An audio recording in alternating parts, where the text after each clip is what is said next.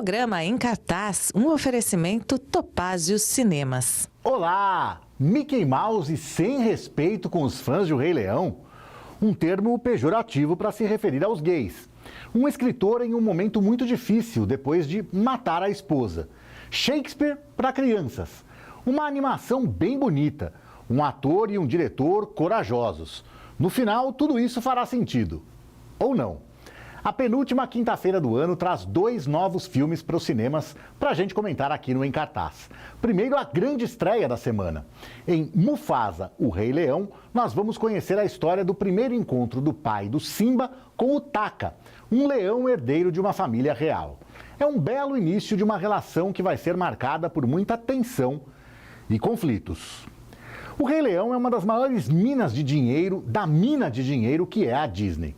Dificilmente o Mickey Mouse vai deixar passar muito tempo sem voltar às savanas africanas para contar histórias desse universo, como até o final desse novo filme já deixa a porta aberta para acontecer. O desafio é encontrar novos modos de explorar esses personagens. Depois do triunfo criativo do absurdamente bem-sucedido O Rei Leão original, o desenho animado de 30 anos atrás, e também dos lançamentos direto para vídeo, da série de TV e do remake live action de 2019, live action, né? O que temos agora é uma frequência para cinema. Agora nós vamos ver como começou a amizade, que depois viraria a rivalidade entre o pai do Simba e aquele que viria a se tornar Scar. É uma história parecida com a de Transformers One, que também foi aos cinemas nesse ano. E claro, nem de longe é a primeira frequência da história do cinema. É algo que virou uma praga desde que George Lucas fez 3 filmes de Star Wars para contar como o jovem Anakin Skywalker foi seduzido pelo lado escuro da força. Mas, justiça seja feita, também não foi ele que inventou esse recurso. 25 anos antes, Francis Ford Coppola fez um vai e vem no tempo no brilhante O Poderoso Chefão 2. Filme que, aliás, foi uma inspiração declarada para a estrutura do novo capítulo da saga O Rei Leão. Porque Mufasa, o filme, também tem essas idas e vindas no tempo, enquanto conta, ao mesmo tempo, também uma continuação. Só que pegar esse atalho para o coração dos fãs, entrar em campo com o jogo praticamente ganho, ao voltar para um universo já conhecido e já amado, também tem suas armadilhas. Por exemplo, muitos fãs ficaram furiosos por descobrir que Scar e Mufasa não são irmãos de verdade.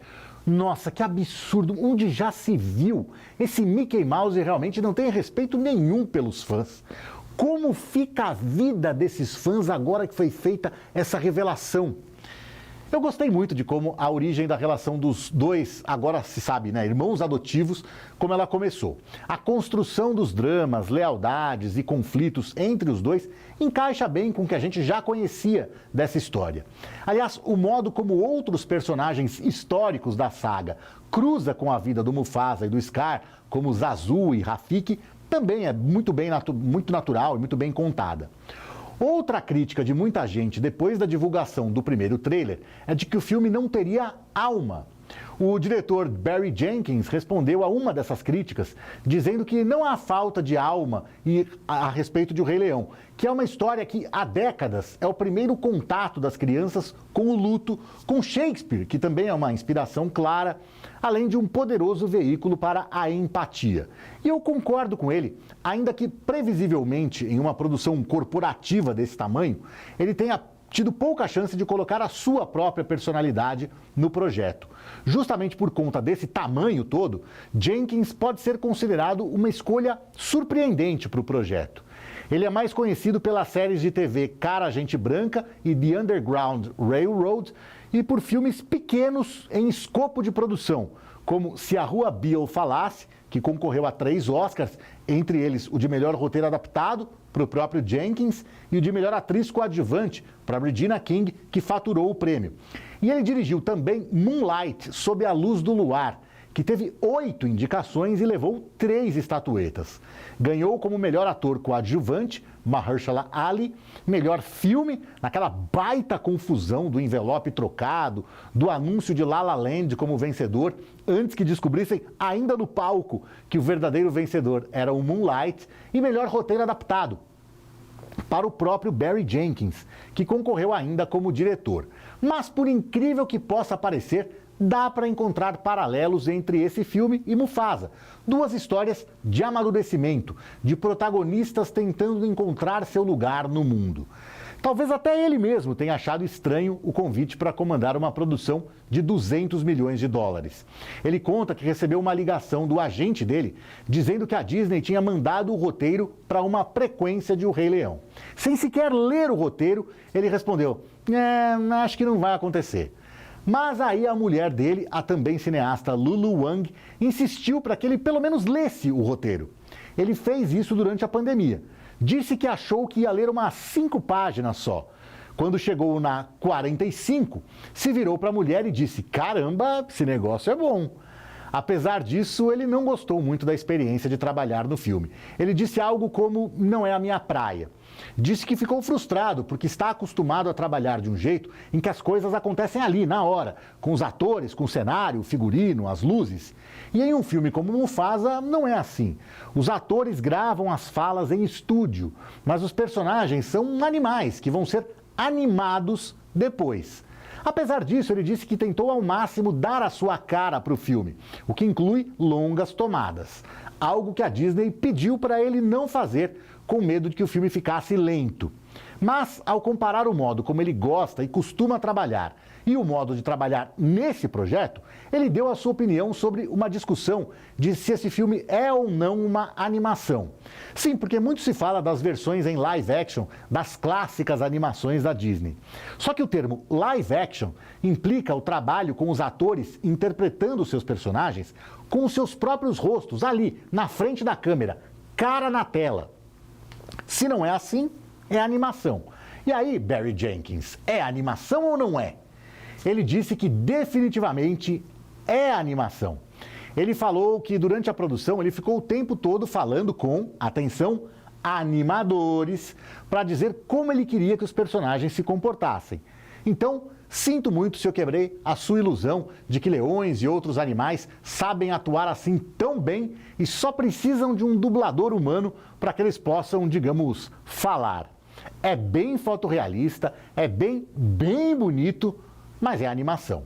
A parte musical não chega a deixar marcas mais profundas nos ouvintes, que dificilmente vão sair da sala, cantarolando algumas das canções. O mais provável é que até chegar ao estacionamento a gente já tenha esquecido todas, principalmente em comparação com o desenho animado original. Bom, mas aí também é sacanagem comparar, Porque com canções inesquecíveis como Can You Feel the Love Tonight, Circle of Life e Hakuna Matata, todas de Elton John e Tim Rice, pouquíssimos filmes chegam perto. Para se ter uma ideia, na história do Oscar, só 6 filmes chegaram a ter 3 indicações em uma mesma categoria, qualquer categoria. Em melhor canção, isso só aconteceu com O Rei Leão e com Dreamgirls.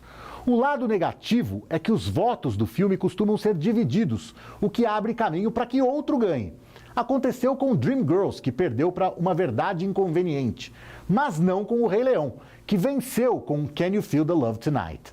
Por falar em Hakuna Matata, um grande destaque de Mufasa é a dupla Timão e Pumba. O chamado alívio cômico funciona muito bem, especialmente para os adultos, que vão se divertir com os comentários metalinguísticos da dupla. Mufasa, o Rei Leão, talvez não encante tanto quanto os longas-metragens de cinema anteriores, mas certamente vai agradar crianças e adultos que forem aos cinemas, onde o filme está em cartaz com classificação indicativa 10 anos e duração cravada de 2 horas. E mesmo com a versão dublada em português, ele começa com um trechinho falado em inglês, uma homenagem ao gigante James Earl Jones, a voz original do Mufasa e do Darth Vader de Star Wars, que morreu em 2024 aos 93 anos. Antes da próxima estreia, aquele nosso recadinho de todas as semanas. Você já se inscreveu aqui no nosso canal? Se não, não deixe de fazer isso. Facilita bastante para você ficar mais por dentro das novidades do cinema toda semana. Beleza?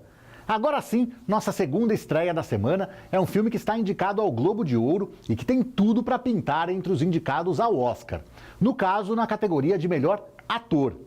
Queer se passa nos anos 1950 na cidade do México, onde um norte-americano que vive uma rotina solitária com substâncias lícitas e ilícitas vê a chegada de um jovem estudante, que muda as suas perspectivas. A letra Q da sigla LGBTQIA+, representa a palavra queer. Durante muitas décadas, e até não muito tempo atrás, era um termo da língua inglesa pejorativo e até agressivo usado para se referir a homossexuais. Também significava estranho, esquisito, até que a própria comunidade, que era alvo desse preconceito, passou a adotar o termo com uma conotação positiva e inclusiva para definir as pessoas que não se identificam com os padrões de sexualidade impostos pela sociedade. Então, já dá para perceber que queer é uma palavra que representa algo que está bem distante da heterossexualidade. E também é o título do filme. Ou seja, quem vai assistir já tem pelo menos uma boa indicação do que está indo assistir. Mas não foi o que se viu na exibição do filme no Festival de Cinema de Veneza desse ano. Os relatos de quem estava lá nessa sessão são de que sempre que havia alguma cena de amor entre dois homens na tela, dava para ouvir claro e em bom som, na plateia, muitos homens se manifestando com nojo. Se você que está me assistindo tem esse tipo de problema, esse tipo de preconceito, e eu espero que não tenha, em primeiro lugar, você deveria pensar melhor se você deveria mesmo se sentir incomodado pelo modo como outras pessoas expressam o amor. Em segundo lugar, é seu direito não ir ver esse filme. Ninguém é obrigado a ver filme algum. Se quiser encarar, por favor, não seja o imbecil que vai ficar enchendo o saco dos outros. Vai ver outra coisa ou fique em casa se divertindo de outro jeito. Bom, agora sobre o filme. Queer é baseado no livro do escritor beatnik William S. Burroughs. Ele começou a escrever a obra em 1951, na cidade do México, enquanto aguardava julgamento pela morte da esposa Joan Vollmer. É uma história um tanto quanto bizarra. Eles estavam em uma festa na casa de um amigo quando resolveram fazer uma brincadeira.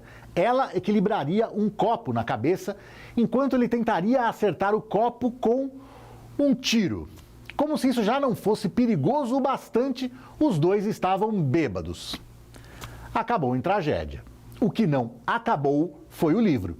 Escrito entre 1951 e 1953, Queer só seria finalmente publicado em 1985, mas sem um final. O roteirista do filme agora, o Justin Kuritzkis, acabou tendo que criar esse final, o que ele teve o cuidado de fazer consultando o professor de literatura e editor britânico Oliver Harris, autor de vários livros sobre a obra de Burroughs. Kuritzkis foi apresentado ao livro pelo diretor Luca Guadagnino, enquanto eles trabalhavam em outro filme que saiu mais cedo esse ano, Rivais, com a Zendaya. Mas talvez o trabalho mais celebrado de Guadagnino até aqui seja Me Chame Pelo Seu Nome, indicado a 4 Oscars, entre eles melhor filme e melhor ator, para Timothée Chalamet, e que ganhou o prêmio de melhor roteiro adaptado para James Ivory. É um filme que também tem a relação homossexual entre um homem mais velho e outro mais jovem como ponto central. E aí há de se destacar a coragem de Daniel Craig, de sair praticamente direto de 007, um dos símbolos máximos do machão no cinema, para fazer um personagem gay. Porque certamente ele deve ter aguentado muito de James Bond não pode fazer um personagem gay. Bom, geralmente quem pensa assim acha que nenhum ator deve fazer um personagem gay. Para essas pessoas, sinto dizer que o diferente aí foi ele ter feito o James Bond, porque tanto no cinema quanto no teatro, ele já tinha feito outros personagens homossexuais. Queer lhe deu uma indicação ao Globo de Ouro e tem grandes chances de levá-lo também ao Oscar, pelo menos a indicação ao Oscar. Proibido na Turquia por, abre aspas, conteúdo provocativo que poderia colocar em risco a tranquilidade pública, fecha aspas, Queer está em cartaz nos cinemas com classificação indicativa 16 anos e duração de 2 horas e 15 minutos. Para você, fica o meu desejo de um Feliz Natal e tchau!